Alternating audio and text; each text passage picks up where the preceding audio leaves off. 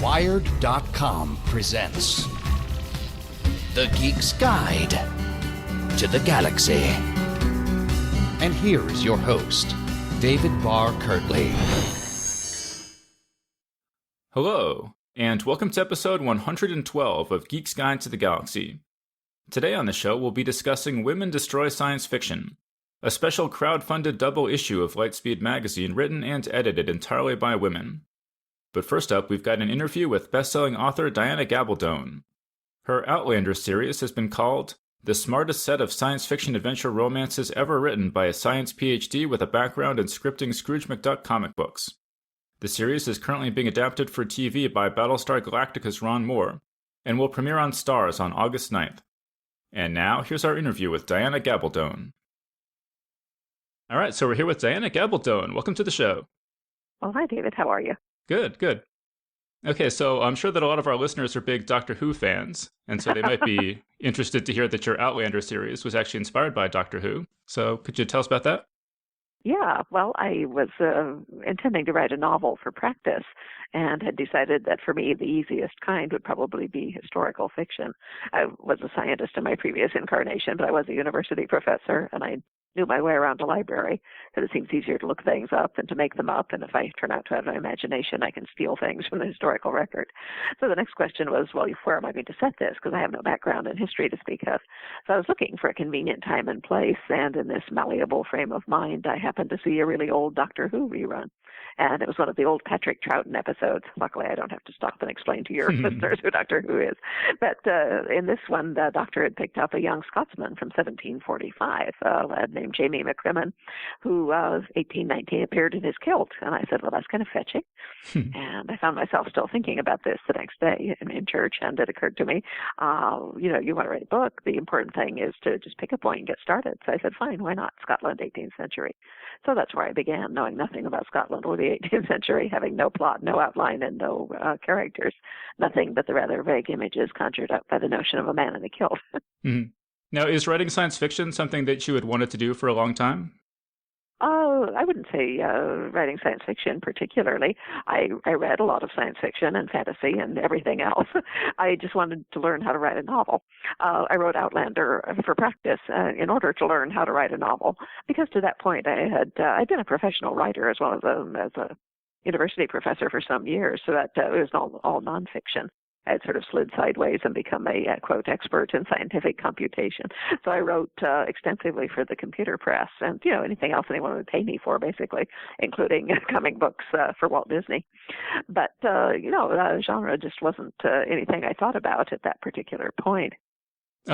Well, yeah, but I mean, it does have this prominent time travel science fiction aspect to it. It does, yes. Yeah, that had actually nothing to do with Doctor Who, though. It was that about the third day of writing, I'd been doing a bit of research and decided to use the Jacobite Rising as my backdrop. And I said, well, I must have a lot of Scotsmen, of course, because of the kilt factor, but I think it would be good if I had a female character to play off these guys. They'll have sexual tension. That's conflict. That's good. And so I said, well, it looks like Scots versus English, so if I make her an English woman, we'll have lots of conflict. So about the third day of writing, I introduced this English woman. No idea who she was, what she was doing there, how she got in the plot.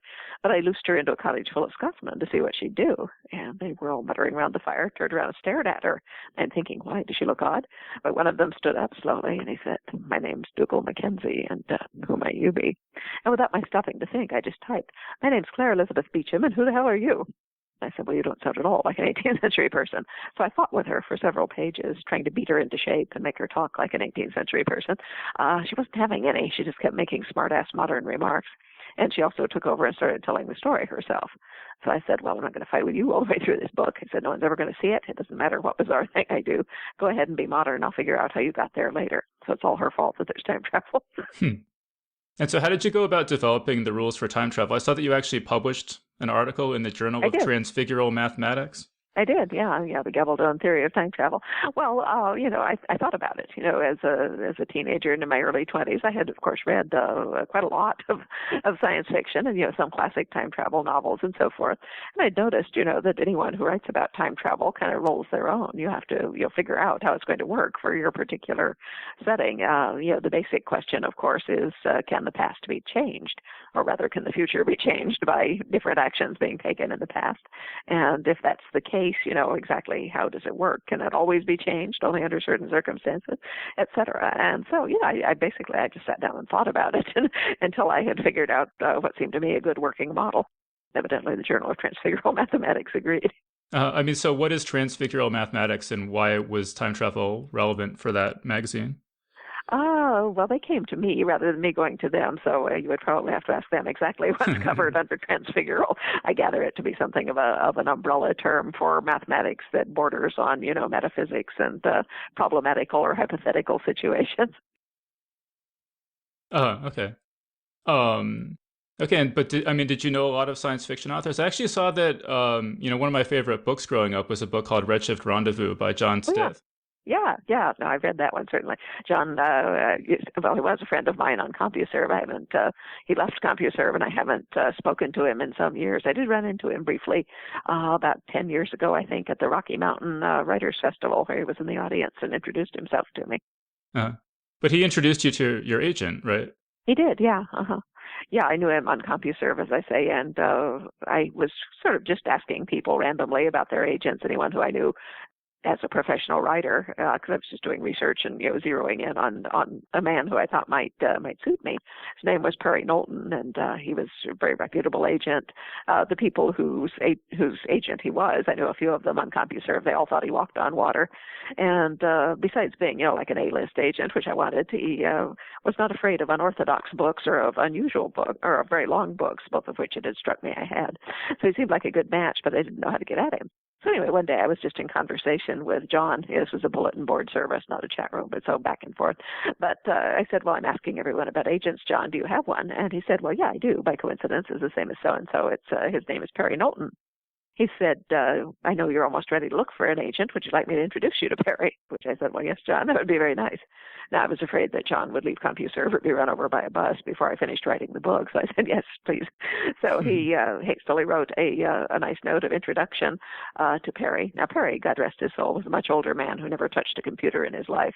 So at this point, the story kind of leaves the online world, and everything else was conducted, just as anyone off the street would do it. But John sent Perry a regular typewritten note saying, I know this woman, people think she's hilarious, and she might be worth looking at. And I followed that with my own query and said, dear Mr. Knowlton, I've been writing and selling nonfiction by myself for several years. Now that I'm writing a novel, though, I understand I need good literary representation. You've been recommended to me by John and Judy and Carol and Cherry and all these people whose opinions I respect. I said, I have this very long historical novel. I don't want to waste your time. Would you be willing to read excerpts from it? Well, he kindly called back and said, yes, he'd be happy to read my excerpts.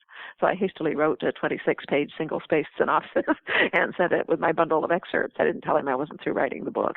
So anyway, he took me on the basis of an unfinished first novel, which is not usual now, and it wasn't usual then, but very lucky for me. And at that time, did you have any other involvement in the science fiction world? Were you attending conventions, or did you know any other authors or anything like that? Well, I knew several authors. Again, on CompuServe, at that point, there was the Sci-Fi Forum and also Sci-Fi Media. I hung around in the Sci-Fi Lit division for some time back in those days, as well as the Literary Forum, and I knew a number of people, Mike Resnick and a few others. But I was a university professor with another full-time job and 3 small children, so no, I didn't really go to cons at that point. After the book was published, I went to some of the local ones. I was invited as a local author, and in my latter years, I certainly attend them with a great deal more frequency. I'll be at San Diego Comic-Con next month, for instance. Oh, all right, great. Okay, and so the new book is called Written in My Own Heart's Blood. Mm-hmm. And the other big news is that there's going to be an Outlander TV show coming out. Why don't you just tell us a little bit about how that came about and what sort of involvement you've had with it?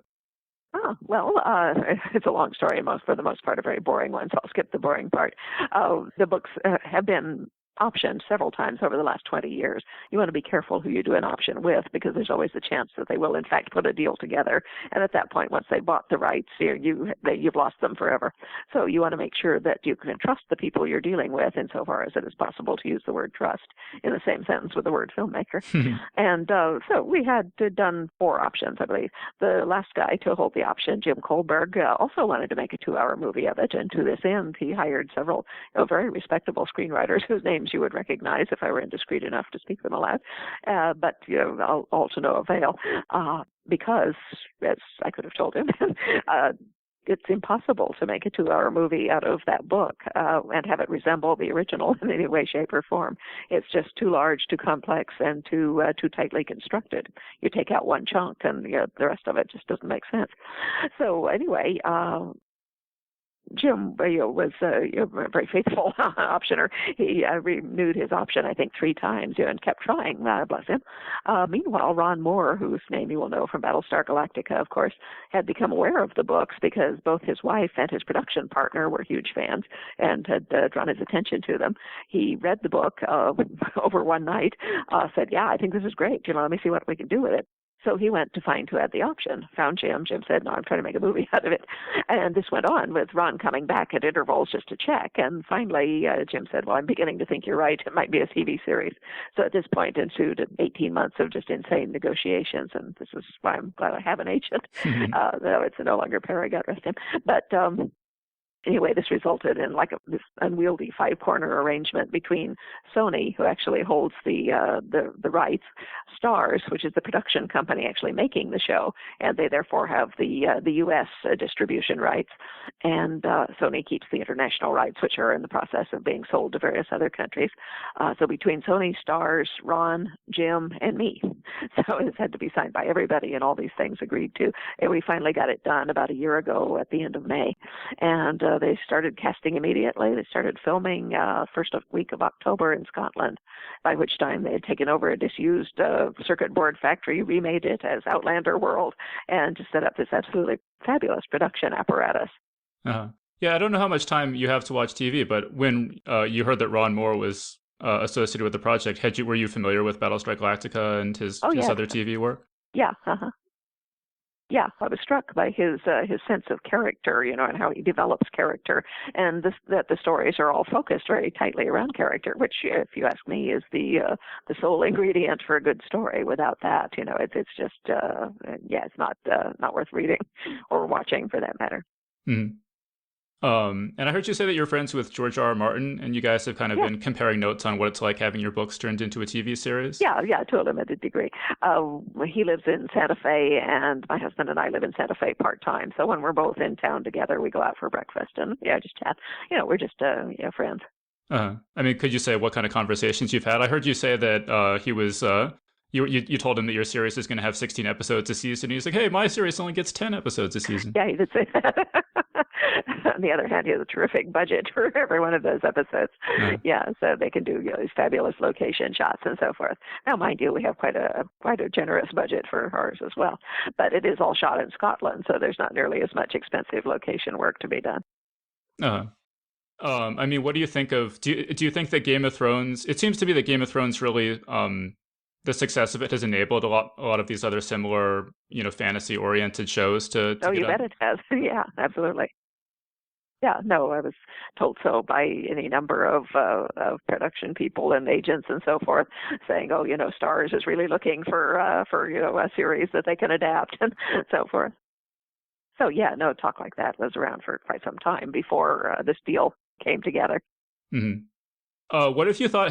You've been watching Game of Thrones? I assume, or no, I have not. I have been, for the past 6 months, just neck deep in finishing the final book, as well as doing a certain amount of work. I wouldn't really call it work, but just looking at the stuff that the production people send me requires a certain amount of time and attention.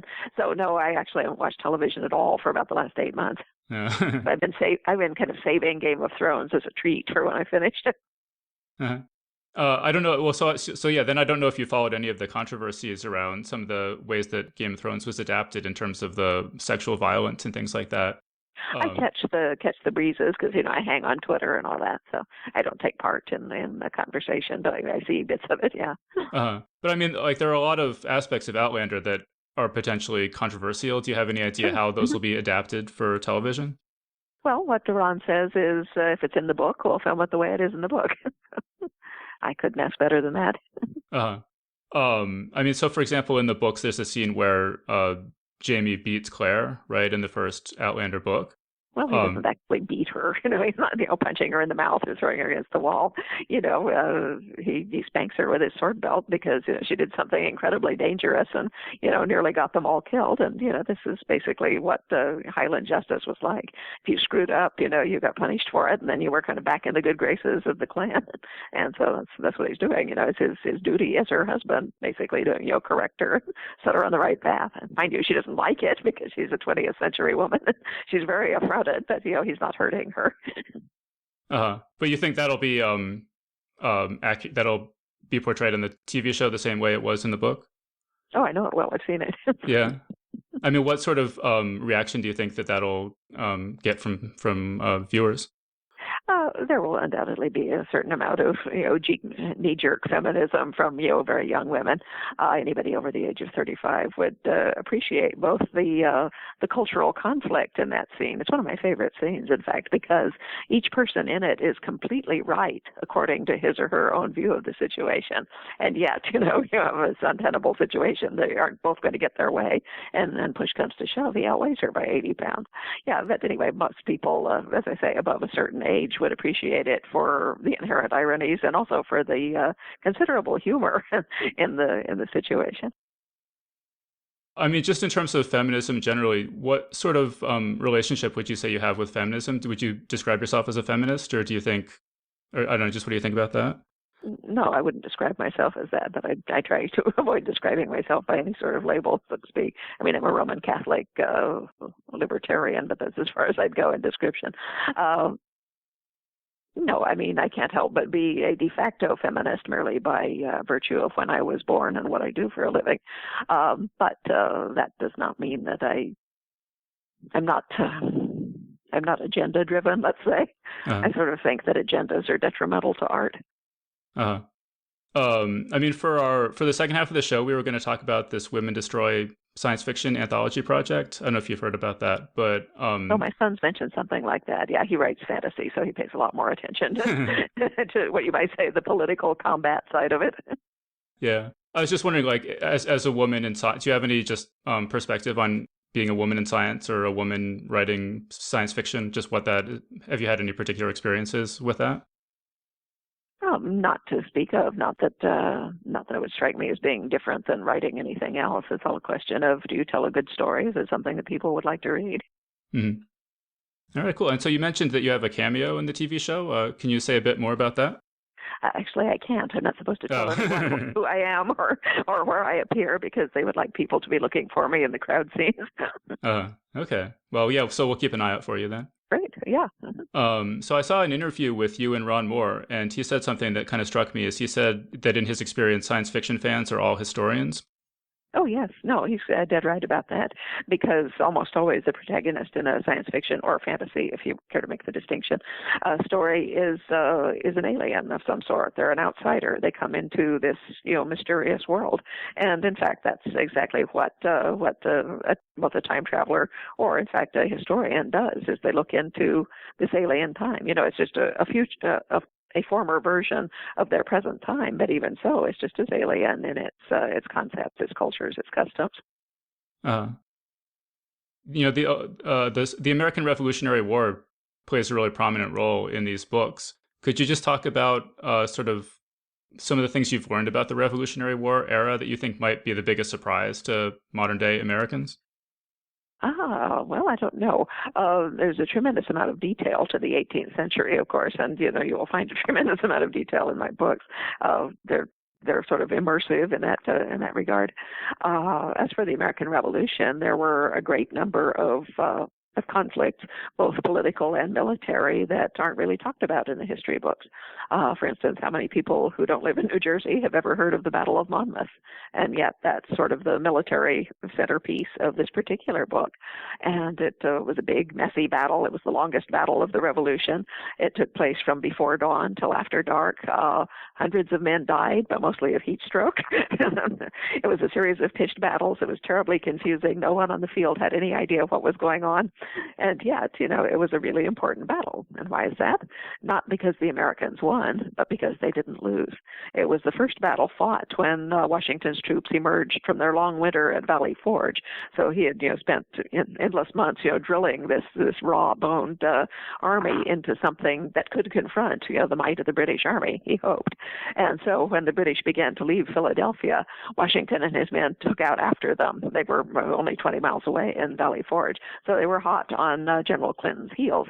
Now, Clinton was not merely withdrawing from Philadelphia, he was guarding the safety of thousands of loyalists who were also escaping from Philadelphia because they didn't want to be left behind if Washington was going to come in and occupy the city, which he was instantly. So General Clinton was at a substantial disadvantage here.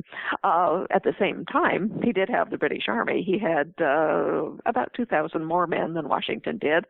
They were trained troops. Washington's troops were about half militiamen. That is, they were not trained, and they were carrying, just what they had at home, which in some cases was a musket and others was a hoe. So, the fact that Washington's army did not lose that engagement was tremendously heartening to the whole American cause. If they had lost it, the revolution would have ended right there. Hmm. I mean, were there any particular resources that were helpful in researching this book in particular? Yeah, for specific battles and so forth, the best resource that I found is usually the Osprey's Men at War series. They're very carefully written, and they include a lot of minutiae, including the order of battle and the names of the individual commanding officers of the units, things like that, as well as, doing the lead up to the battle and then fighting it step by step with maps and everything. They're very, very detailed and usually very clearly written. So I used their guide to the Battle of Monmouth as kind of the backbone for that part of the story. However, that battle also included a number of figures of the American Revolution, from George Washington down to the Marquis de Lafayette, Mad Anthony Wayne, and a number of other people whose names are memorable. And this was their first major engagement for the most part.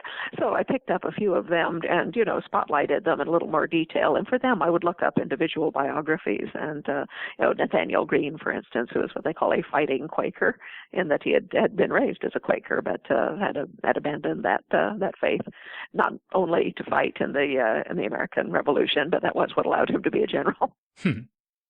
Okay, so that's interesting. I mean, because the Quakers are famously pacifistic. Yes, exactly. How were there a lot of fighting Quakers like that? Or? Yes, there were, and particularly in that battle, because of the nearness of Philadelphia, which of course was a major center for the Quakers.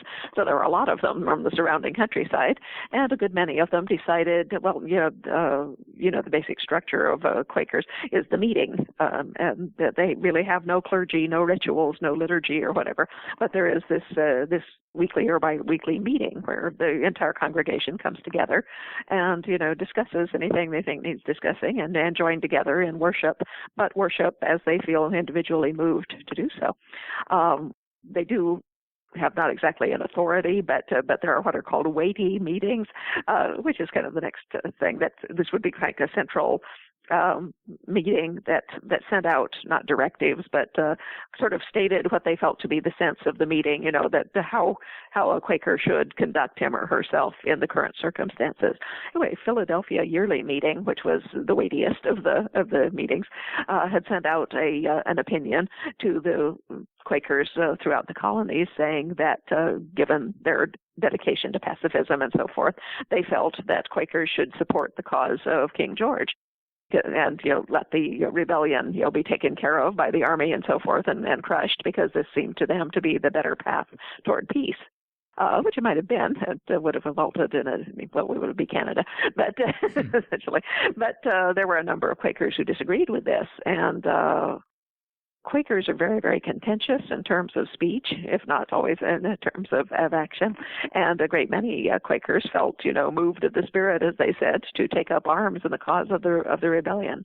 We do have a Quaker physician working with the Army who is a friend of Claire Fraser's, and we explore the Quaker philosophy in some detail throughout the book, not merely with regard to this particular battle, but, it's an interesting philosophy, and the more interesting when it comes up against what you might call the realities of life on the frontier. Yeah, so I mean, how did that affect their relationship with the wider Quaker community after the war? A great many of them were put out of their meetings or read out of meeting, as they sometimes say, for doing this. And some of them formed smaller, sort of independent meetings of like-minded people. And some of them, just practiced their faith on their own outside of a meeting. And some abandoned it completely, and perhaps joined the faith of their spouse if they were married to someone who wasn't a Quaker. Mm. That's interesting. And also, I heard you say in your podcast that an example of a historical detail you gave was that there were landmines in 1752. There were. Could you talk about these landmines and how, where'd they come from? What triggered them, etc. Well, they were essentially gunpowder-filled devices, and they were triggered by fuses. So, but they were the way that 18th century battles worked was that generally, as a matter of procedure, the armies would line up facing each other in ranks, and then advance on each other till they got close enough, either to charge with bayonets, to fire volleys, or if you had artillery, till the other side came within cannon shot. So what you would do if you knew where the ground was that a fight was going to take place on is you would mine parts of it, and wait for the enemy to advance over it, and then set off your fuses. I mean, landmines weren't extensively used, but they were used. They were more frequently used, though, in undermining fortifications for cities that were under siege. So you would plant, essentially a bomb at the base of a wall, and then retire to a safe distance and set it off. I actually heard you say that you get a lot of letters from soldiers who read your books. I do. Yes, I do. Yeah, no, the books are very popular with servicemen. A lot of them who are deployed to Iraq or Afghanistan will go to a bookstore and pick up the biggest book they can find for the flight, which is often enough one of mine. And when they get to the other side, they call their families and say the rest of the series. And they empathize with Jamie Fraser. He's a warrior as they are, and he's fighting for the same things they are. So, they identify with him. They're very concerned with his burdens and his responsibilities and how he reacts to them. But beyond that, they are also, surprisingly interested and involved in the relationships of the main characters, because one of them said to me in a letter, he said, you get a weekly phone call, and usually half of it is taken up with just domestic inquiries, how's your cold, did Tommy flunk out of school, sort of thing. And it's, very stilted, and by the time you're relaxed with each other again, the phone call's over. So it's kind of unsatisfying. He said, with the books to talk about, you can say, oh, I'm up to chapter so-and-so, have you read this yet? And if she has, then you can say, well, would you do what she did? And if maybe she says yes, maybe she says no. But anyway, the conversation takes place on a much more immediately intimate level, because they can discuss sort of their own relationship in the safe context of the relationship of these characters, and it develops a strong sense of intimacy and rapid communication. Could you talk about male readers in general? I mean, your books, I think, have a predominantly female readership because they were published initially as romance. Yeah, that's why they have a predominantly female readership. It took me years to make Barnes & Noble take them out of the romance section, but I finally made it. When I sold the book, it was bought by a general fiction editor who bought it because she said, this is the best book I've ever read. And she took it to her editorial meeting and said, the same thing. And they said, oh, great, what kind of book is it? She looked at it and said, well, I have no idea, really. So anyway, there was a lot of marketing discussion, which I was not privy to. Of course, I had no idea that it was taking them any time at all. But it took them about 18 months. And I learned much later that they came very close to canceling the contract and giving me back the book because they could not decide how to market it. This was before Amazon and other online marketers made it possible to have multiple categorizations of a book. So any given book went to a bookstore, it went on a shelf, the shelf had a label, so you had to call a book something.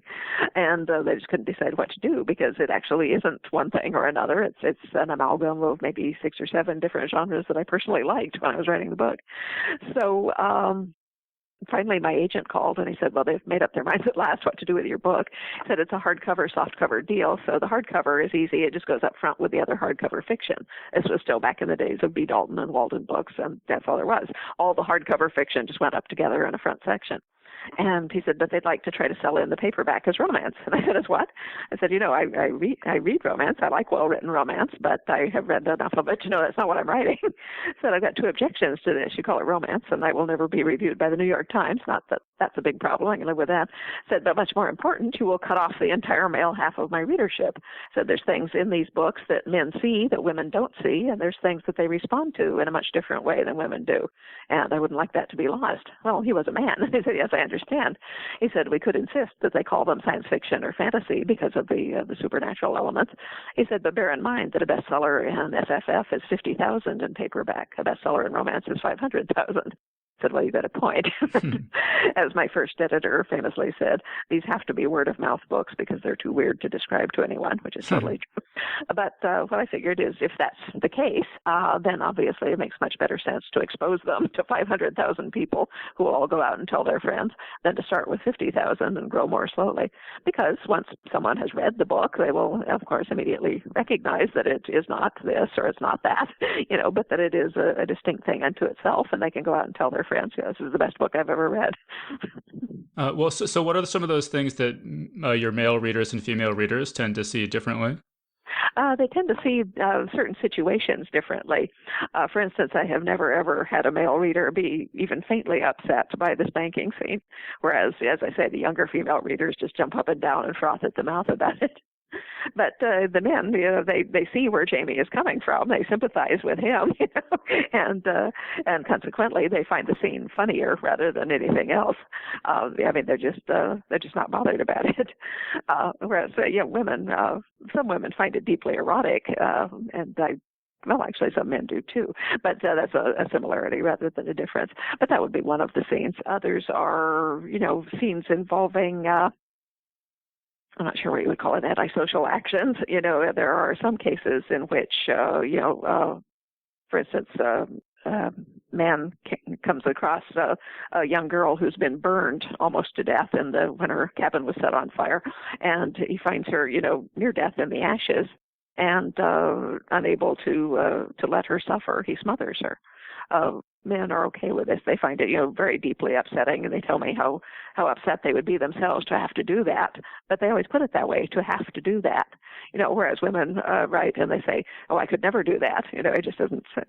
It's like they feel they have a choice, and the men don't. I heard you say that the men are a lot more squeamish about the scene where Jamie is tortured.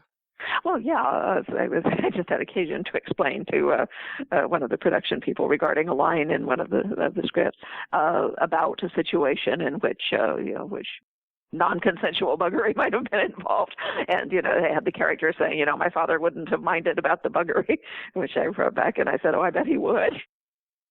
And this is, a fairly gut-level response on the part of straight men. That it's not that they have any objection to anyone doing that if they want to, but it's just, they find the notion, personally repulsive. They don't want to even think about it. But everyone involved on the production, though, has been good about, maintaining. They're very, very kind about including me in discussions and showing me things, and they are kind enough to ask my opinion, but under no legal compulsion to accept it. But they do pay attention, and if I have a real concern, which is very, very rare, in fact, I am extremely pleased with what they've been doing, and would not dream of getting in their way. But every once in a while, I'll point out something and say, well, this just wouldn't happen in the 18th century in Scotland because, and then in such cases, they will do something to change it or to address the situation. Oh, can you think of what any other examples of that might have been where you made a suggestion and they tweaked something a little bit? Yeah, there was one scene. It's just an incidental scene where Clara's, passing time while waiting for the rent collecting party to get going, and she comes across a group of women who invite her to join them for afternoon tea, and they're playing cards and chatting. And I said, in the 18th century in Scotland, everybody regarded playing cards as, as a straight ticket to hell. You wouldn't have found a pack of cards anywhere in the Scottish Highlands. And I said you wouldn't have found tea either, for that matter. Not only in the large cities like Edinburgh or Inverness, but not out in the remote villages. And I said, furthermore, in the remote Highlands, these women would have been working, 18 hours a day. They would have been, milking goats or cutting grass, or they would most likely have been walking wool. That's a specific word, WAULK. W-A-L-K-I-N-G, walking. And what it meant was 2 lines of women would sit down with a length of freshly woven wool and freshly dyed, and they would wet it with boiling hot urine, and then they would squish it back and forth between the lines with their hands, or in some cases their feet. It was a big bulky roll of cloth. And what this did was to both to set the dye, hot urine is a mordant for dye, and also to felt the surface to make it waterproof. It's a very time-consuming process. So over the years, walking songs evolved, and there are a lot of traditional walking songs. So I said, they would much more likely have been doing something like that.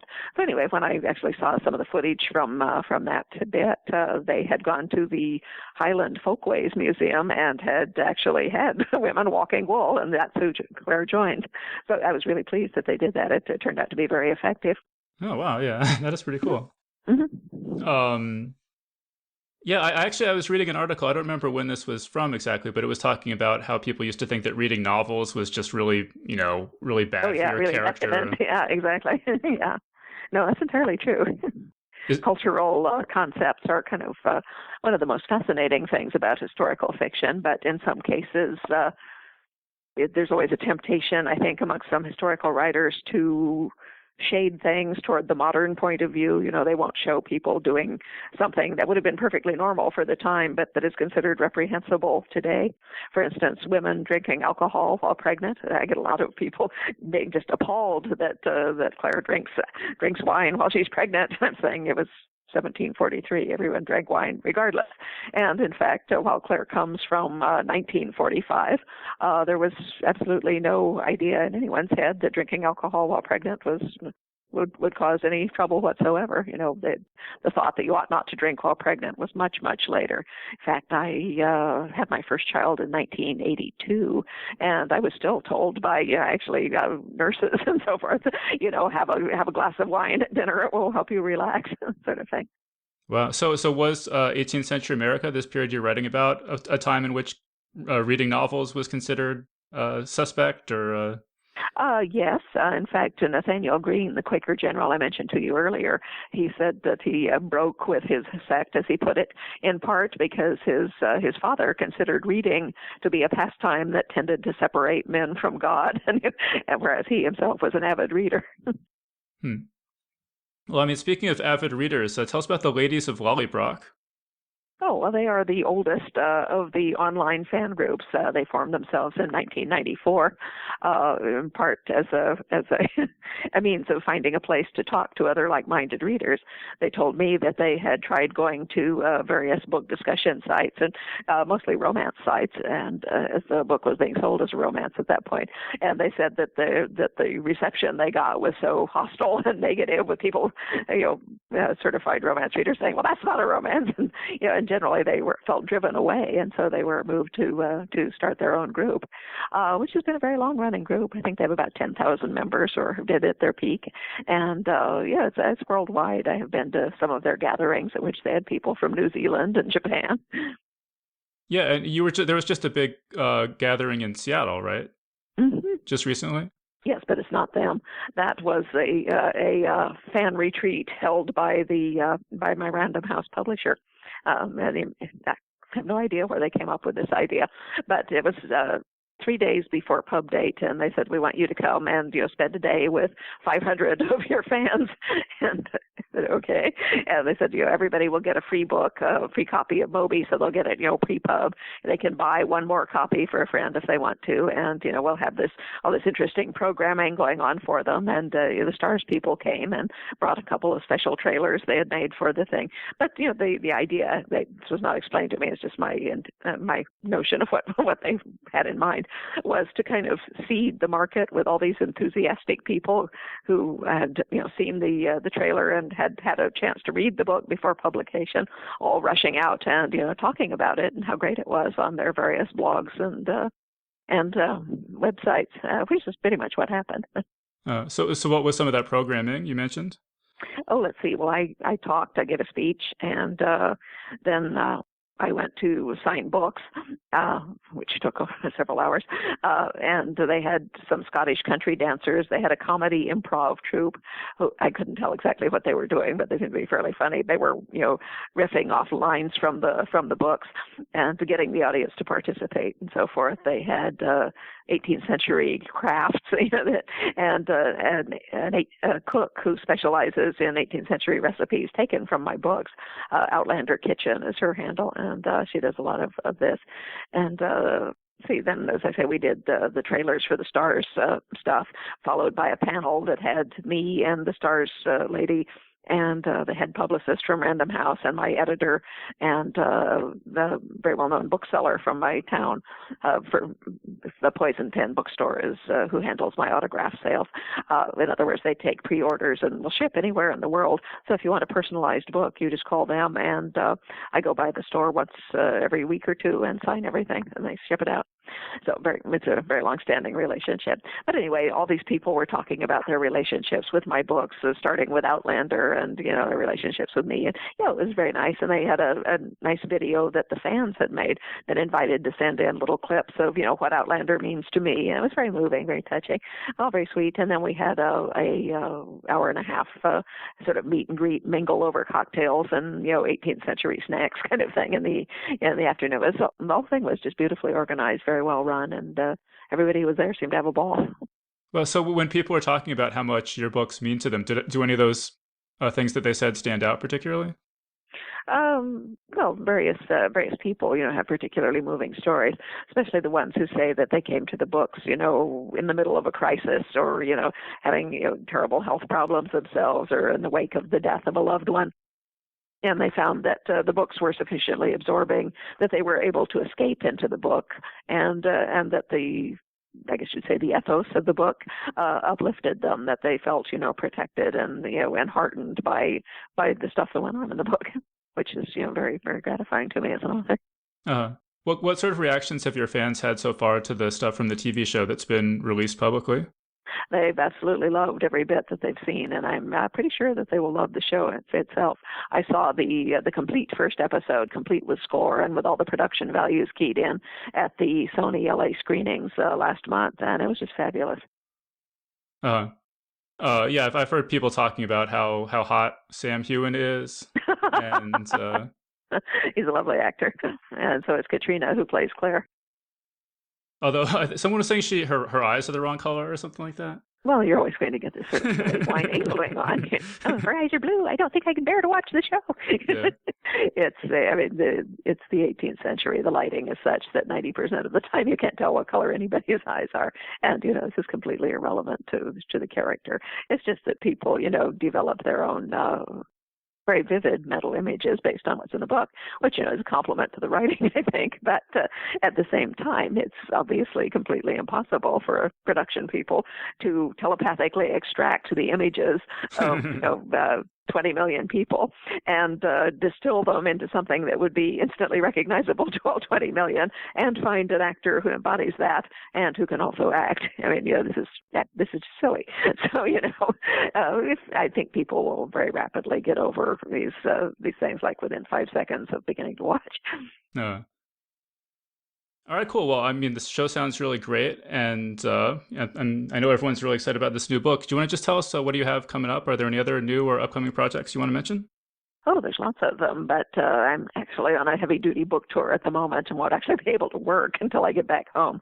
I have a 2-week break in July, but other than that, it's going to be pretty nonstop between now and September. Which is when I will finally get my regular writing routine back. But I have a half-finished crime novel. There is book 9 awaiting my attention. There's a prequel volume about Jamie Fraser's parents, Brian and Ellen, and the Jacobite Rising of 1715. There are a number of interesting novellas. I write novellas to kind of fill in lacunae and beef out side stories. So there's all these little sprouts all over the bodies of the large novels. And, there is also the second Outlandish Companion, which is the nonfiction book that accompanies the series.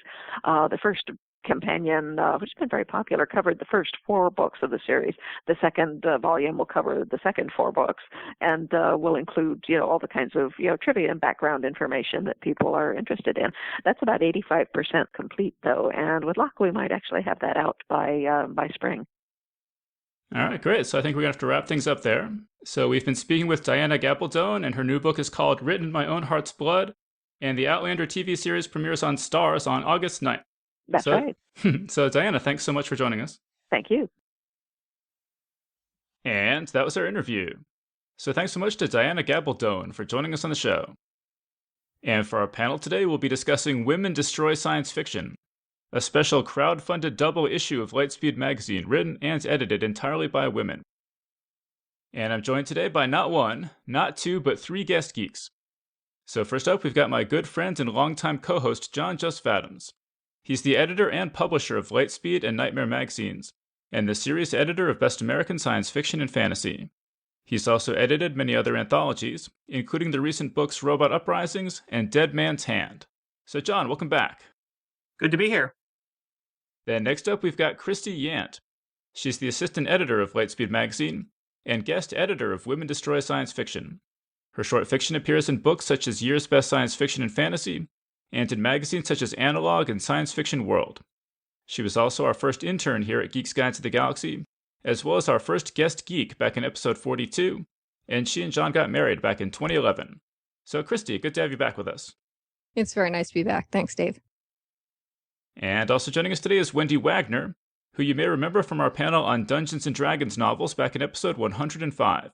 She's the managing/associate editor of both Lightspeed and Nightmare magazines, and her short fiction appears in magazines such as Beneath Ceaseless Skies, and in books such as Armored and The Way of the Wizard, and her first novel, Skinwalkers, a Pathfinder tie-in, is out now. So Wendy, welcome to the show. Hi, Dave. Okay, so I'd like to start out and just talk a little bit about what it's like for women to enter the fantasy and science fiction genre as readers.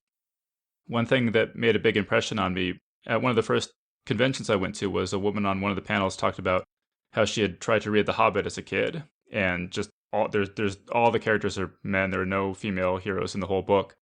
And she just found that it made it seem like it was a boy's book and not really meant for her. And I'm just wondering if you guys had similar experiences to that, and if so, sort of at what age you started to notice that sort of thing. So Wendy, why don't we start with you? Did you have that sort of experience? I definitely think it was something I picked up on. The first real sci-fi that I read was Robert Heinlein. And actually, I think the very first science fiction novel I ever read was by George R.R. Martin. It's called Tough Voyaging. And definitely, I think both of those early introductions featured, a lot of gals that were kind of they were very cool, and I liked them at the time, but I don't necessarily know that I would want to be any of the women that were in any of those books. Do you remember which Heinlein book it was? I think probably the first Heinlein I ever read was A Cat Who Walks Through Walls, because it had a picture of a cat on the front. And I don't really remember what that book is about at all. And I know I read a number of other works by him. I really probably only remember very strongly A Stranger in this Strange Land. I think I've probably read it twice. And Starship Troopers. Which actually I just read Starship Troopers like a couple years ago when I was working on Armored, or working on my story for Armored. So, I didn't read a lot of science fiction because when I was, like 9 or 10, which was a time when I read a ton of books. On the other hand, I was reading a lot of fantasy, and I was reading a lot of stuff by like Tamora Pierce, who is definitely saying girls can do anything. So I think maybe that was why I was reading fantasy, was because I felt like it was easy to find books that were saying, yeah, you're a girl, go do something cool. Mm-hmm. Well, Women Destroy Science Fiction has all these personal essays, and speaking of Heinlein, in one of the personal essays, the author talks about Heinlein's novel Podkane of Mars, which I don't remember at all. But, Yeah. Well, do you want to talk about that? I have to say that was Pat Murphy who mentioned Podkayne of Mars, and I'm trying to think of exactly what she said about it. I know she started her essay with this wonderful line, something about how I thank Robert Heinlein for making me the writer I am today. And just talking about how Podkayne was this teenager, and Podkayne of Mars, I think is often credited as being like one of the first, and a book early on that was marketed for young adults, and how it was sort of groundbreaking as a piece of young adult literature, and how, wow, it's so exciting. It's about a teenage girl. But I think Pat pointed out that like Podkayne, she had all these kind of adventures, and I haven't read the book, but what she said is like, basically Podkayne decides that what's great is taking care of babies. I can go be on these starships and take care of babies, and that's just so great. God. And I remember I read that essay from her and I was like, oh my gosh, if I had read that as a teenager or younger, I would have would have thrown the book across the room. Yeah, actually, there was a story that we ran in Lightspeed by Cat Rambo, and the character was named after Podkayne, and in that story, it's basically like a liberated sex bot story. So it's almost like it kind of sounds like maybe she was deliberately like sort of talking back to the Heinlein book in the sense that, you know, it's like, oh, we're gonna go out to the stars and have babies. How about we're gonna go to the stars and have sex with robots instead? Do you remember the name of that story, John? I don't remember off the top of my head. It's like I don't know. I can't find it. I'll look it up. Okay. How about Christy? What kind of experiences did you have coming into the field? As a kid, you know, you're talking about reading Tolkien as a girl, and I read Tolkien when I was 11. I read The Hobbit and the trilogy on a road trip with my family, and you know, I just identified with the non-humans in those books, and it never occurred to me why that was. It's because none of them were, you know, none of the humans were women. And I think I felt very non-human a lot of the time. And I'm one of those women who came to feminism very late in life. I definitely internalized all of the stuff, and it never occurred to me that I wasn't reading girls. It never occurred to me that I wasn't represented, because I didn't think I was supposed to be. I was supposed to want to be a boy, you know? And so you asked, you know, at what age we started noticing. I was probably 37, honestly. It just, I think even when John and I met, I was still kind of like, no, I don't think this is a problem, really. What?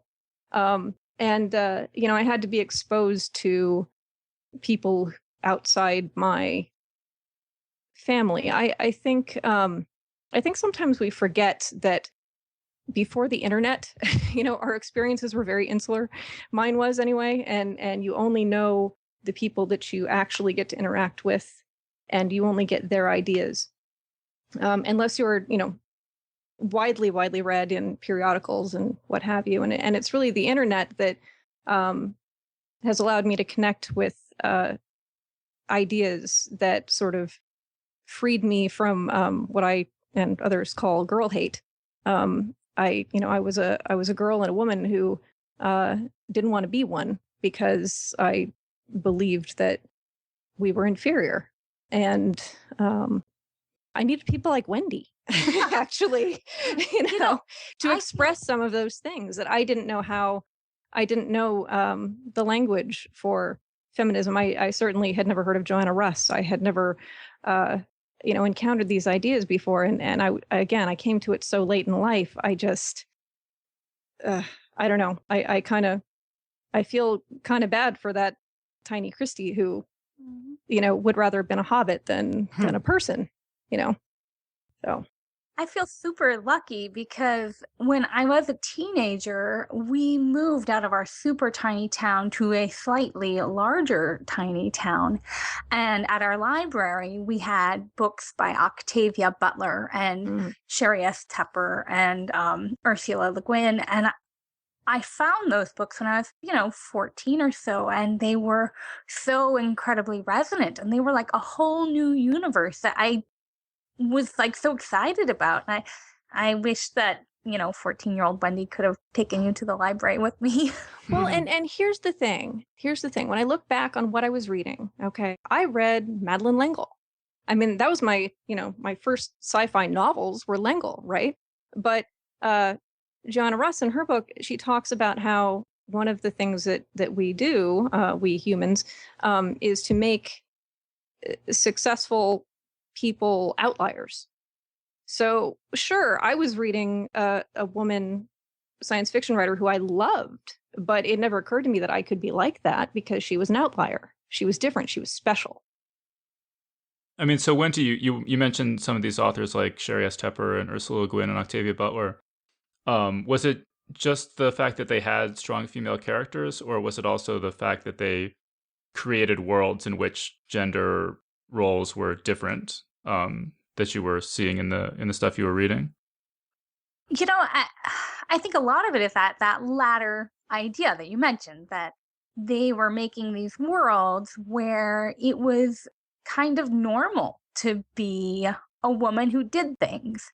I think so often in, science fiction movies, or really practically all movies or books, there are women characters. They might be interesting, they might be cool, but they don't do anything. They're just, they're the girl in the background who shows up at the end and says like, "Oh, look, you're so wonderful." But Octavia Butler, she had these worlds that she created where Lilith, who's the main character in the trilogy, which escapes me what the name of the trilogy is. It's but Lilith's Brood, right? Yeah. So you've got aliens and you've got people that don't want to be around aliens, and you have people that want to work with the aliens, and you've got Lilith kind of in the middle of it all. And that wasn't weird that she was like taking leadership in her community and doing stuff. That's just who she was. She was a doer. And she wasn't like perfect or weird. She just seemed like a normal woman. And I just really liked her. And I think I could really identify with her.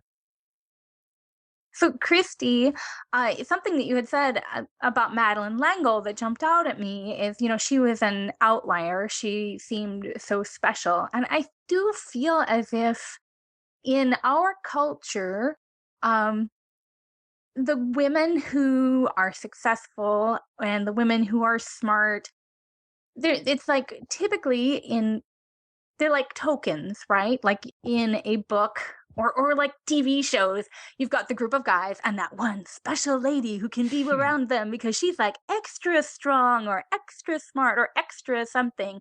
But she can only be included in the story because she is special. Otherwise, she would be at home, vacuuming or something. And even in like literature, you're going to get an anthology of great stories, and there will be dudes in there who are maybe like, they're like that guy who's like 75% awesome. He had like one big hit, and then, but they can still include all these guys. And then there'll be like one woman who's like representing like, and she's in there because she's so good, like it's Jane Austen. She's as good as the men. Right. Yeah. And she's kind of stomped out, like, all the other women are garbage because there can only be one. See, John, did you ever come up with the title of that story? Yeah, it's called Long Enough and Just So Long. Yeah, see, I knew it had something to do with long, and I couldn't figure out what the placement of the words was, and I thought maybe yesterday was in there, but it was a hard one to pull off the top of my head. But you came through in the end. I did. Well, I looked it up. I Googled it. I didn't actually remember it. Don't give me credit for that. All right. Well, so you guys are talking about, sort of women writers, and you guys are both writers. Could you just talk about how, like, when you started going to conventions and writing workshops and writing, how being female affected that, sort of your experience of that? So like Wendy, could you talk about that? Sure. For me, getting involved with writing, I went through a whole personal set of demons where I didn't write science fiction and fantasy because I thought I should be writing the great American novel. And when I didn't wake up and become F. Scott Fitzgerald, it was really sort of heartbreaking. And I didn't write for a long time. And then when I did, I was like, what the heck? I should be writing science fiction and fantasy. And so I really, I've been kind of self-taught, and I have never gone to any of the major workshops. The only workshopping I've really done has been our local con runs a workshop every year where you can like pair up with local pro writers, and it's always like 2 pros, 2 non-pros, and you read each other's work.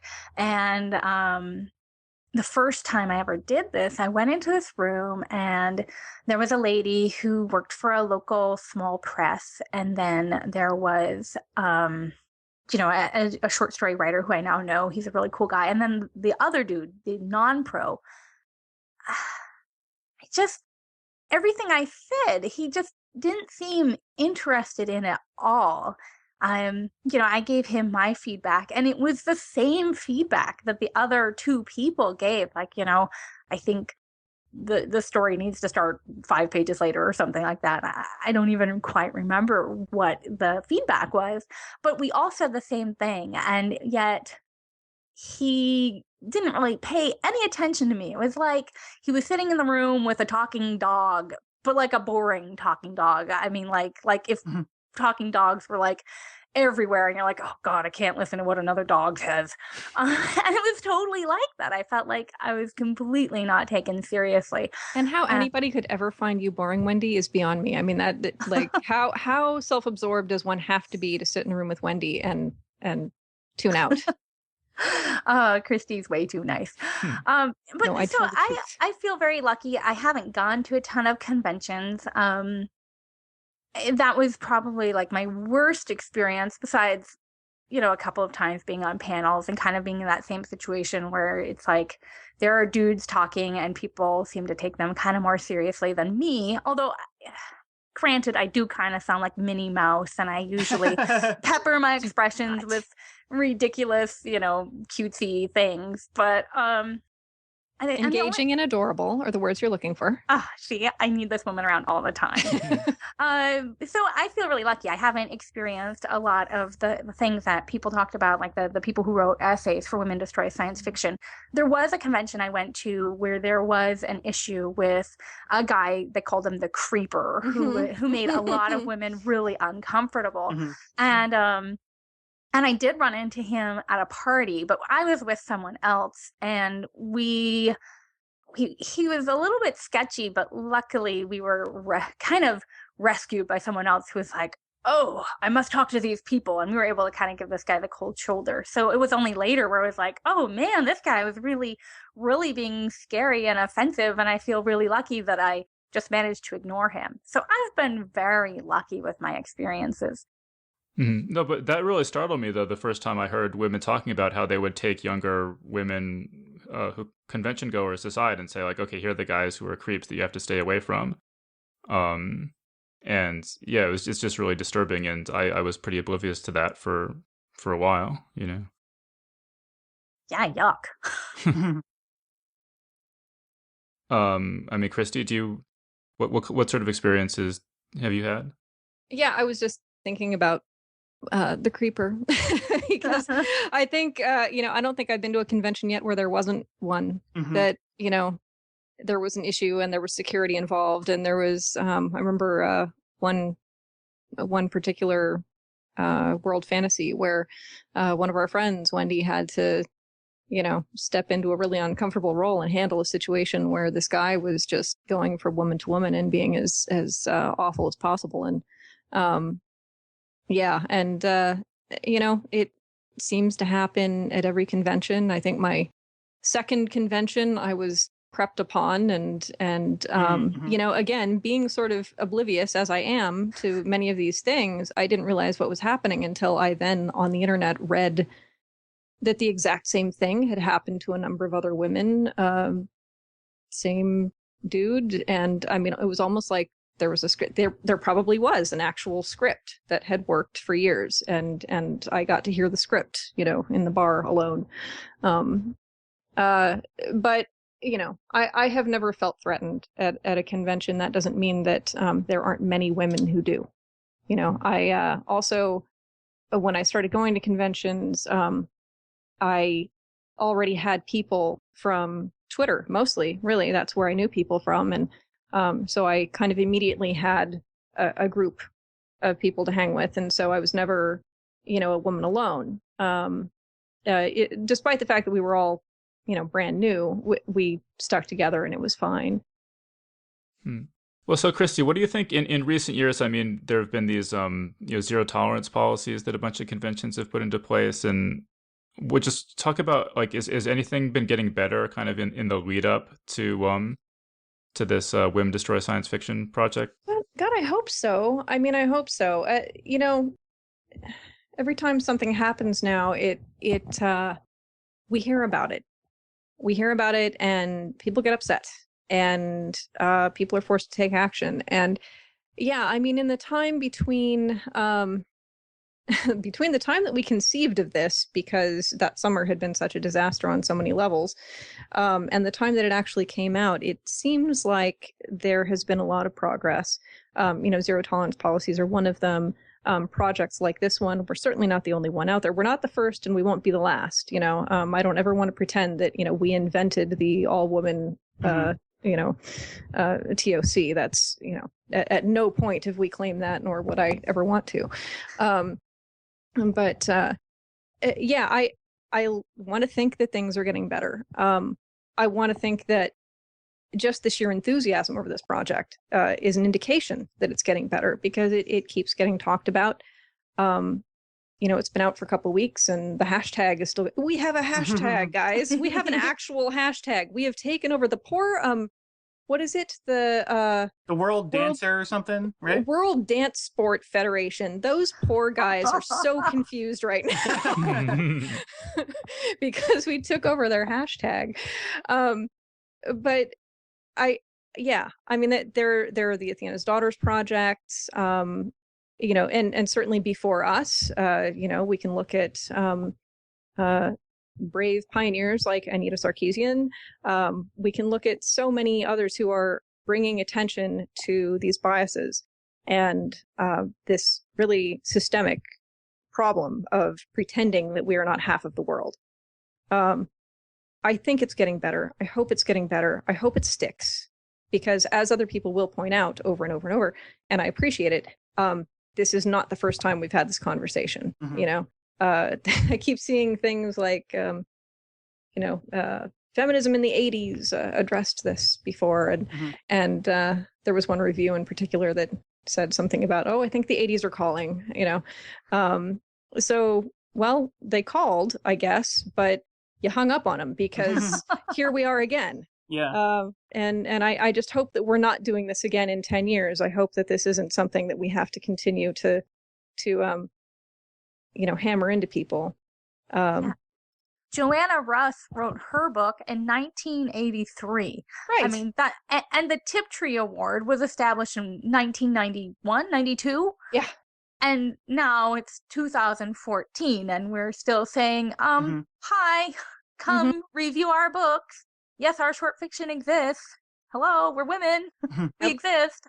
Yep. Yeah, and it's funny, like anytime you have a project like this and people start talking about it, any post about it inevitably attracts some dude who's going to say something like, oh, well, there was Women of Wonder in the 70s and 80s or whatever, or there was this book or that book. And they point to this one example. It's like, oh, what? Someone did this already? I guess it's all fixed. It's not a problem anymore, and it's like, the reason that these things keep coming up is because it's still a problem. And it's just, it's like so frustrating. It's like, I think a lot of times these guys that post these things, like a lot of times they're just trolls and they're not going to be convinced. You're not going to convince them no matter what. But a lot of times I think they're just they just are really clueless, and they don't realize, like, oh, I'm actually part of the problem by saying shit like this. So. Well, why don't you guys say a little bit more about exactly what Women Destroy Science Fiction is, like just what's in it, and talk about the stories and the essays and stuff like that. Sure. Oh, happy to. Yeah, so this started as a Twitter joke in September. There had been a rash of ill-informed blog posts claiming that women were contaminating science fiction with their romance and fantasy, and therefore it wasn't real science fiction anymore. And we should call it what it is and go back to our Harlequins or whatever. By the way, I totally respect romance writers, so just for the record. But I got up one morning and sat down to write, and I was on Twitter and I said, I feel like destroying science fiction some more today. Who's with me? And there was this like flood of replies of women like, you have my axe, it was so great. And John was watching this, and I get this email like maybe 2 minutes later going, we should do a special issue. I'm like, yes, we should. Like, do you want to edit it? Sure. So yeah, I didn't know what I was in for. But so he was pretty amazing. He went, let's do this thing here, you edit it. And I went, okay, I want this, and this. So we're gonna have this many original stories. And by the way, I wanna get a flash fiction slot open so that we can include 15 more women. And I wanna replace your entire podcast staff. And I wanna I'm like, Rich Horton's out, Rachel's in. I just, he was so kind of like, oh yeah, no, that sounds like the right thing to do here. So and he's been running the show for 4 years now, and nobody ever told him really what to do. And I have to give John a ton of credit for just letting me roll with this thing. And I know it was sometimes kind of painful because this is a well-oiled machine, right, Wendy? Yeah. Right? Yeah. Wendy's been our managing editor for some time now, and before this she worked for Fantasy Magazine before it was rolled into Lightspeed, so she knows. But it's a well-oiled machine and it goes a certain way, and we have everything a flow chart. Yeah, well, we do thanks to you, yes. And I was screwing everything up. I was making it so that nothing was going to work with the website. I was going to make it so that we didn't know what was happening with the podcast. I was making it so that we were opening to a whole type of fiction we'd never opened to before, adding people who were allowed to accept things that never could have before. It was just like this whole upheaval for him, and he was just awesome about it. Well, let me just jump in there real quick before you continue. But I mean, as much as she's giving me credit, I mean, like, props go to Christy for making this into the tremendous success that it's been, because even before we selected all the fiction, which has been very well received so far, like she was saying, she's just kept pushing to like add more and make it more special and more special. And without her like really just taking control like that and really urging us to make it even better. Like, I mean, I'm sure it would have been great regardless of whether or not we made it as huge as we did. But we, instead of just having like a great issue, we had like, we created something that is like almost legendary. I mean, it's like, it's people are going to remember this for a long time. And just based on the early feedback that we've been getting, and, we had this tremendous crowdfunding campaign that funded 1,000% of what we were shooting for. And, so none of that would have happened if not for Christy having like actually pushed us to like, oh no, more special, more women, more and even if not a single reader ever remembers this thing, I have to correct myself. So at the time that we went to press, we had 109 women involved. By the time the issue came out, it was 113. 113 women worked on this issue. And if no one else remembers, those 113 are going to, because they got to be a part of making this thing. And it was amazing working with each and every one of them. And I can't thank them enough. Well, do you want to talk about some of the fiction that you selected? Oh, sure. Yeah. So let's see. So we did a couple of things. One, we brought in Rachel Swirsky, who is possibly the best read person I know in the field, and asked her to find some great reprints for us, and she did. She the Tiptree, I think, is the one that's really kind of freaking people out. I really like that. But I actually, my first selection came from Maria Devana Headley, And she submitted before we were quite open to submissions. She's a longtime Lightspeed author and Nightmare author. And so, when she says, hey, I have something, we go, hey, could you please send that to us? So she did. And it was this bizarre, surrealist, kind of Douglas Adams-esque, Dave, you'll understand why I would appreciate that, kind of piece about, the president of the galaxy and her ex-husband and food. And it was so funny and weird and so not at all what I thought I was looking for. I accepted it almost immediately and then kind of built the rest of the issue around that, because what that had shown me was the outer edges of science fiction, and I realized that, that's the complaint, right? The complaint is that we're sliming science fiction with our romance and our fantasy and our weirdness and whatever else, we are finding interesting, and we're not sticking to our rocket ships and robots. And so I set out to find good representations of those outer edges. And so I found some steampunk, and I found, Shannon, best mermaid story ever. Science fiction mermaids. We have a wonderful commenter, God love him, who just, even having read it, still will not admit that mermaids can be science fiction. Just can't happen. Even if they're bioengineered and mermaids is just a nickname. Can't happen. So, we've got that. We have a wonderful N.K. Jemisin story, which we were talking about poking at Heinlein earlier. This was a poke at Heinlein also, specifically Puppet Masters. So you can go reread it in that light if you feel driven to. We have some amazing newcomers. Heather Clitheroe's Cyborg story is amazing. Actually, we have two Cyborg on the verge of a meltdown stories. Want to talk about the Mall story? Oh, I mean, it's kind of hard to talk about, but it is hard to talk about, and the reason it's hard to talk about is just because, it's so amazing, and we went through so much to get it, and Amal was someone that I really, really, really wanted to see submit something. And for those who don't know, Amal El-Motar is she's an award-winning fantasist and poet and editor herself, and I was really hoping she was going to submit something. I really, really hoped, and she didn't. And I was a little bit heartbroken about that. And so toward the end, as John mentioned, this thing kept evolving, and I kept kind of insisting on more and more and more.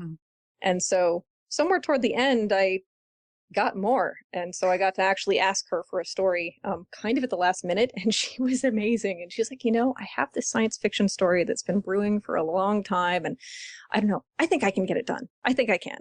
And so we engaged in this, weeks long back and forth on this idea that she had about sentient Neptune diamond oceans. And it's I believe it was Lois Tilton, wasn't it, who said it was the closest thing to hard sci-fi in the book? It's not a book, issue. If you haven't seen it yet physically, it's almost 500 pages, so it's really hard not to call it a book. But what she came up with is, exactly what I knew she could do. I mean, as far as science fiction goes, she'd never tried science fiction before, and she came up with this gorgeous, lush piece that's made up of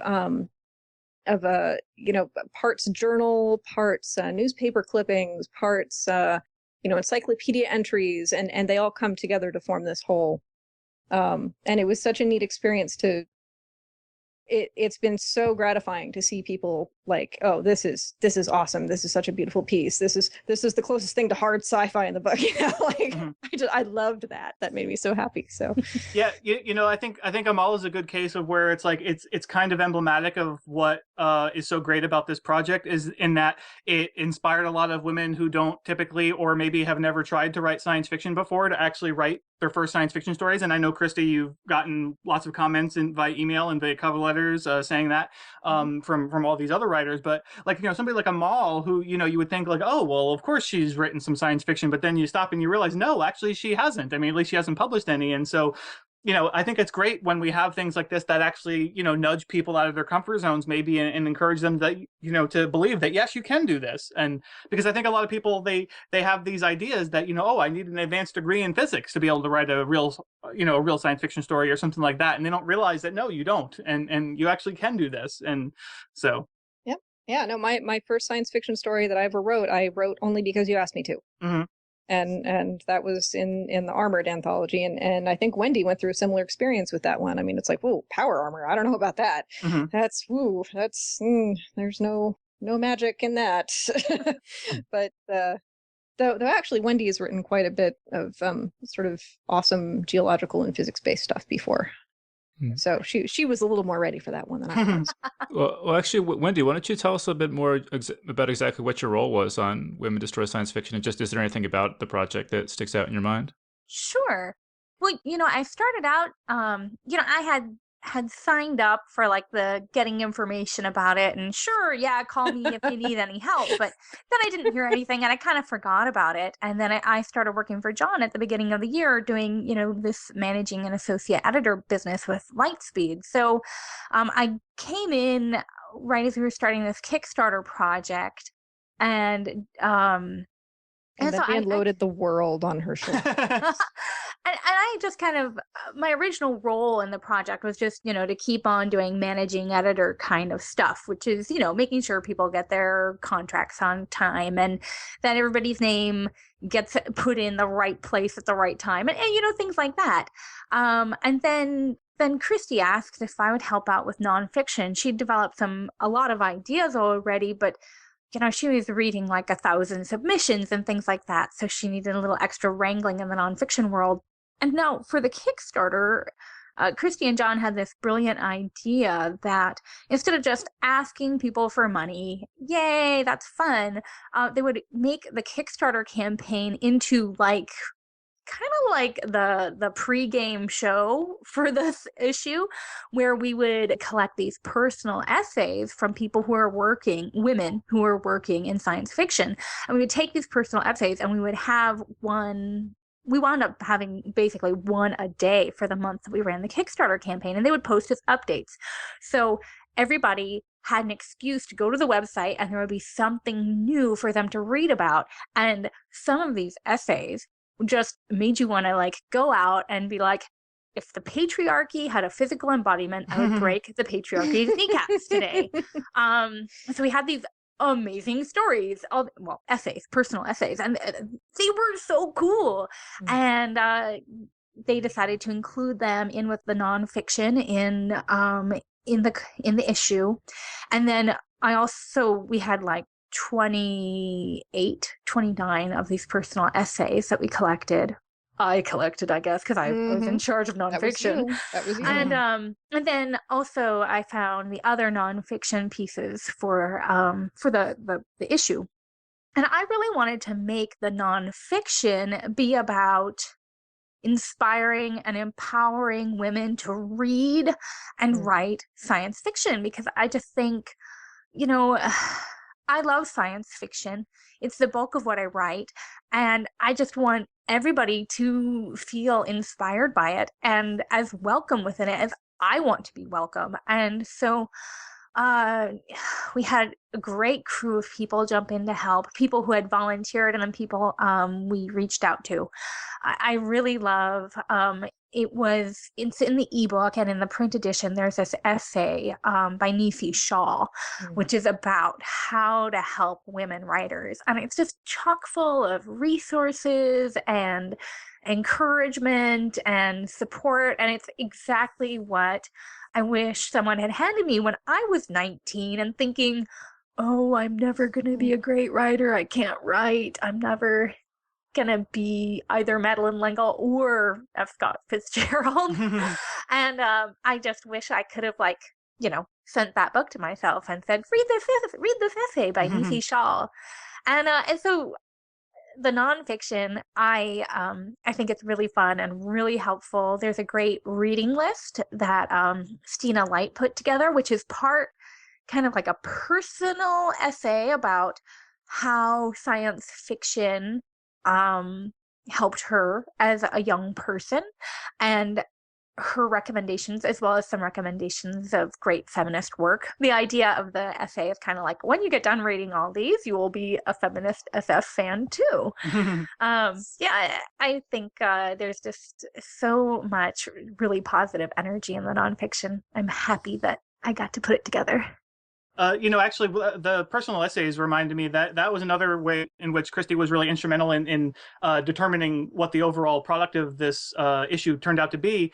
Because initially we were just going to have the personal essays on the Kickstarter, and that was going to be where they were used, and that was it. But then she came up with the idea to include the essays in the actual issue itself, and she was pretty adamant about it. And at first I was resistant because I was thinking about production costs and everything. Like, oh well, we're producing this in print. That's going to make it so much bigger. It's going to be really hard to fit everything in there. And I was thinking about all these things, and now in retrospect I'm like, I'm so glad she pushed so hard for that, because absolutely those needed to be in there. And it makes it a completely different thing having all of that in there. And like Wendy was saying, it's like, this is the sort of thing you could just hand to somebody and be like, okay, now that you're done with that, now you understand what feminism and science fiction is, and without those it wouldn't nearly have the same effect. So another thing about the personal essays is that we started out and those were just donations. Like, those were women in the field just saying, yes, I will give you this to help this Kickstarter because it's such a great cause. I think it just reflects like the incredible generosity of spirit that so many women in this genre have. Yeah, that was that's exactly what I wanted to say, because when we first put out just the teaser, this is back in September, John created an email address that was just, I want to destroy SF at lightspeed.com. And this little, like, I don't know what it was, like 5-sentence teaser or something saying, women destroy science fiction coming in summer. And, if you want information, we had 200 emails in 24 hours. And those blog posts came from, the vast majority of them came from those people who emailed saying, I want to help. How can I help? Can I blog? I will blog. These were people who just out of nowhere said, yes, anything I can do to make this happen, I will. And Robin Lupo, who is another assistant editor at Lightspeed and also was our Flash Fiction editor, we opened Flash Fiction for the first time ever. And Robin found 15 amazing stories, great examples of extremely short form science fiction. But she initially called she went through that whole, all of the email looking for what people had said. Did they want information? Did they want to blog? Did they want to, and she sorted all of that out. And from there, Wendy was able to, wrangle. Oh my gosh, the wrangling Wendy did. You would not believe. I keep telling people, most of the heavy lifting, the vast majority of the heavy lifting on this thing, Wendy did. And I can't thank you enough. It would not have come together the way it did without you. So thank you, Chris. For what it's worth, as they said, or I think as Wendy said, the personal essays were donated to us, which is awesome. But I do feel compelled to mention that since we did overfund so much, we did actually pay them for them. Hell yes, we did. That's right. So we weren't cheap. We didn't like hoard all the money. We did pay them after the fact. But it was lovely to see that sort of support from people like who they donated this work in support of the cause. So. Yeah. And then we brought on Galen Dara, who's been a long time illustrator at Lightspeed, and who won the Fan Artist Award last year at the Hugos, and is up for the Professional Artist Award this year. Yay, Galen! And we brought her on as art director, and she's like, "Well, so we're going to illustrate more stories too, right? You want more illustrators, right?" I'm like, "Yeah, I think we could do that." So so she brought us 3 or 4 new illustrators. We ended up with 8 illustrations. Yeah, 8 illustrations. The Kickstarter backers all got this beautiful color edition of the issue with the artist galleries all in full color, and it's so pretty. I feel like we need to talk about the podcast, though, and this is really kind of your domain, John, because you and Dave are the podcast people here. But what I did do is I made him I made him replace his podcast team for the month. We got Gabrielle Decour and Mur Lafferty, who I've been a fan of for years, to do our podcasts. And I don't know if you want to talk about that, Sure. John. Yeah, while she says that she forced me to replace the podcast team, it's true in a sense. But the thing is what she said made sense. Obviously, yes, we should have women controlling it if possible. And so I say it's true in a sense because our podcasts are produced by Skyboat Media, which is run by Stefan Rudnicki, but also with Gabrielle Decour. They're partners. And so Grammy Award winning. Yes, definitely. Stefan is who I usually deal with, but I mean, Gabrielle narrates a lot of the stories, and I don't know what she does behind the scenes usually, but so in this case, it was a nice, easy handoff because we could just say, oh, okay, well, Stefan, you just go away for the month and let Gabrielle take the reins because she already knows how to do it anyway. She sees him do it every month, so. So she took over, and she was actually like Christy. Gabrielle kept pushing for more and more and more. She was super excited about this. Oh. And so one interesting thing was the idea of having the issue as all women kind of came into a bit of conflict with the podcast because while you can have the producer as a woman, you can have our guest host as a woman. In this case, Mur Lafferty, but you can't actually have all of the narrators be women.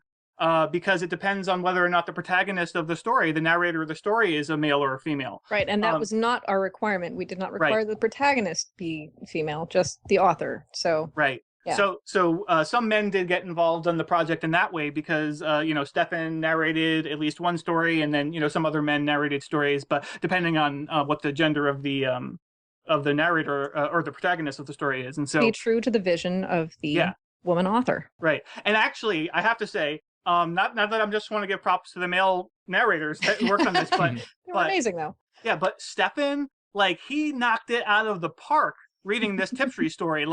You got to listen to this because it's that's a bizarre story, and it's so it's a little weird. It's oh my god, that must have been so difficult to narrate. And he just did such an amazing job. You just have to go listen to it. It's on the website for free. You can listen to it right now. You can get it from iTunes, all that kind of stuff. But man, he did a great, fantastic job. Okay, cool. And so, John, if people, don't typically read Lightspeed and they're kind of like, oh, this sounds interesting. I'd like to check out this special issue. I'd like to check out the podcast. How do they go about finding all this stuff? If you just go to lightspeedmagazine.com/WDSF, that'll take you to the page that has all the information about it. It describes the issue. It has links to where you can see the table of contents, that kind of stuff. It also presents all the ways in which you can order it. So right now you can get the trade paperback from Create Space, via Amazon. You can get that. It's for $15.99. And like Christy said, it's 500 pages. So it's it's a big ass anthology, basically. But so it's available that way, or if you're more cost conscious and or else you just like ebooks, actually the whole issue is available for only $3.99, which is just the price of a regular issue of Lightspeed. This is 180,000 words, people. Yeah. Yeah. So it's 2.5 times the size of a regular issue of Lightspeed, and it includes much more fiction. So typically an issue of Lightspeed has a lot of those words are used up by nonfiction and other things. And so, but if you're just comparing fiction, this issue has so much fiction in it you can't even believe it.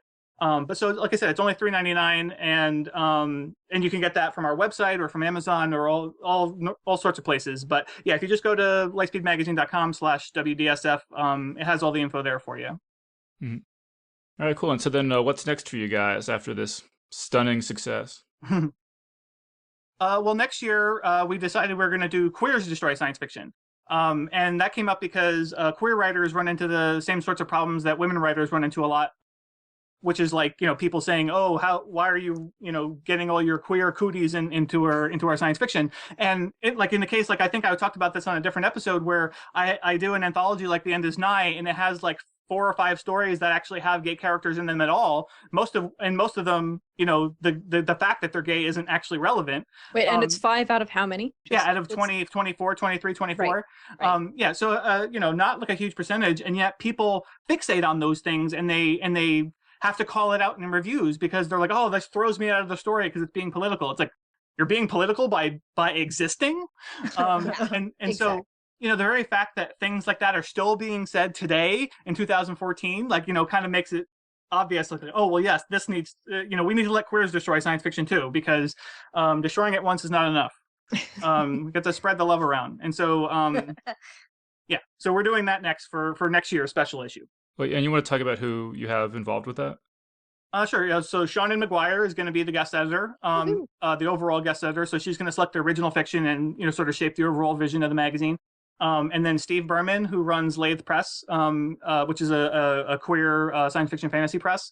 He's going to be the reprint editor. And that's all we have lined up so far. But stay tuned to Lightspeed for more information. And we're planning another crowdfunding campaign to launch that one. And we're not sure quite yet when that's going to run, but it'll be either later this year or early next year. And we'll get to that after we get Women Destroy Horror and Women Destroy Fantasy out. That's October. Yes, that's right. Yeah, because the campaign did so well, we unlocked a couple of stretch goals, which yielded Women Destroy Fantasy and Women Destroy Horror. And so Women Destroy Fantasy is going to be a special issue of Fantasy Magazine, which we're reviving just for this one issue because Fantasy was merged into Lightspeed back in 2012. And then Women Destroy Horror is going to be a special issue of Nightmare. That one's going to be guest edited by Ellen Datlow, kind of a big deal. Kind of, a little bit. And Women Destroy Fantasy is going to be guest edited by Kat Rambo as the original fiction editor and guest editor, and then Terry Windling is going to be the reprint editor. So also a big deal. All right, cool. So we should probably start wrapping this up. Do you guys just have any final thoughts on Women Destroy Science Fiction or the role of women in science fiction going forward?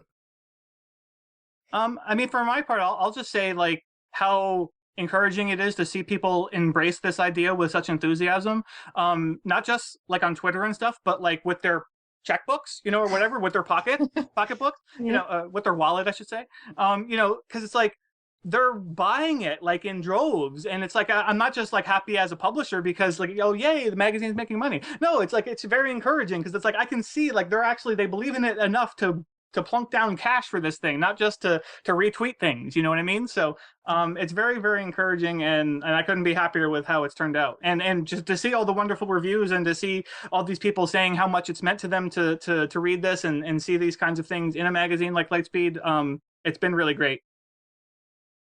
Yeah, if you're a reader, thank you. Thank you for being a reader. If you were a writer and you're listening and you submitted something to us and maybe it was the first time you ever did, thank you. Thank you for trusting us with your story, and just know that it was read and appreciated, and we hope that we see you in our submission queue again. Don't stop. Please don't stop. And that's it. Don't stop. Wendy, do you have any final thoughts? I think I have a lump in my throat. I feel very, very touched. It's just so great to be part of WDSF. Wow. Now I have a lump in my throat too. All right. Well, guys, this has been really great. So thanks so much for joining us. All right. Thanks, Dave. Thanks, Dave. Thanks, bro. And that was our panel. So thanks again to John Joseph Adams, Christy Yant, and Wendy Wagner for appearing as guest geeks. And of course, big thanks again to Diana Gabaldon for being our guest today. Big thanks as well to everyone who's given us 5 stars on iTunes, including Adam J. Forster in the UK. Also, a special thank you to all of our crowdfunders, including Leonid Levchenko, crowdfunder number 61, and our newest crowdfunder, Alexander Brady, crowdfunder number 79. I'd also like to thank all of our monthly crowdfunders, including Wes Weathersby, Jason Lind, Laura Dirks, Vlad Levin, and George Turcotte. We also have 2 new monthly crowdfunders, Nick Suffolk, crowdfunder number 32, and Abigail Drake, crowdfunder number 42. So big thanks to all you guys. To learn more, visit us at geeksguideshow.com and click on crowdfunding. All right, so that was our show. So thanks to everyone for listening, and we'll see you next time. The Geek's Guide to the Galaxy is a production of Wired.com. For more information about the show, visit geeksguideshow.com. To learn more about your host, visit davidbarrkirtley.com. Music and voiceover produced by yours truly, Jack Kincaid. If you enjoyed this program, tell your friends. If you didn't enjoy it, tell no one. Thank you for listening.